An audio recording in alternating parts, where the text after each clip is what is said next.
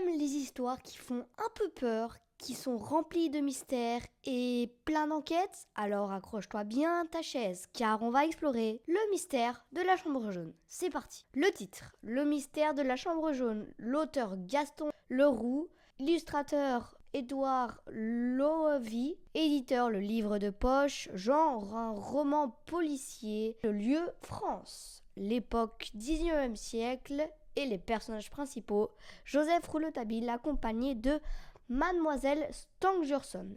Le résumé de l'histoire. Joseph Rouletabille, un jeune détective très intelligent, arrive dans une chambre où un crime a été réalisé. Dans une pièce fermée à clé, de l'intérieur avec des grillages sur les vitres et des murs qui sont impossibles à casser. Donc c'est en quelque sorte impossible de rentrer ou de sortir de cette chambre. Alors comment l'assassin a-t-il pu tenter d'assassiner Mademoiselle Stangerson? Intéressé par ce mystère qui est impossible, il décide de mener l'enquête. Mais il va se rendre compte que c'est très difficile de trouver le coupable, car beaucoup de personnes sont suspectes et beaucoup d'indices ne sont pas vrais. Crois-tu qu'il va arriver à trouver qui a tenté d'assassiner Mademoiselle Stangerson?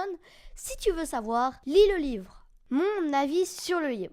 J'ai bien aimé et en même temps non, car il y a des moments où je suis comme waouh, trop intéressant, trop de suspense, je veux lire et des moments où je suis ouais bon d'accord où c'est pas très intéressant, des choses comme ça. Donc c'est un bon livre que je conseille, mais il faut savoir garder le positif et pas se dire oh non j'arrête de lire, parce que voilà quoi, il faut essayer de continuer à lire même si c'est pas bien et de le prendre dans sa tête pour l'écrit, et puis arriver à un passage où t'es waouh, je veux lire, je veux juste lire, tu vois. C'est ça la clé du livre. Et aussi un petit commentaire, c'est qu'il y avait des mots que je comprenais pas et il y avait pas de petit dictionnaire en dessous. Donc voilà, j'ai regardé des mots super difficiles dans mon dictionnaire, mais voilà quoi, il y avait pas de petit dictionnaire en dessous du livre. Donc ça j'ai aussi un peu pas trop aimé. Un passage que j'ai bien aimé. Il y a un passage que j'ai vraiment adoré, c'est le moment où Rouletabille monte sur une échelle pour voir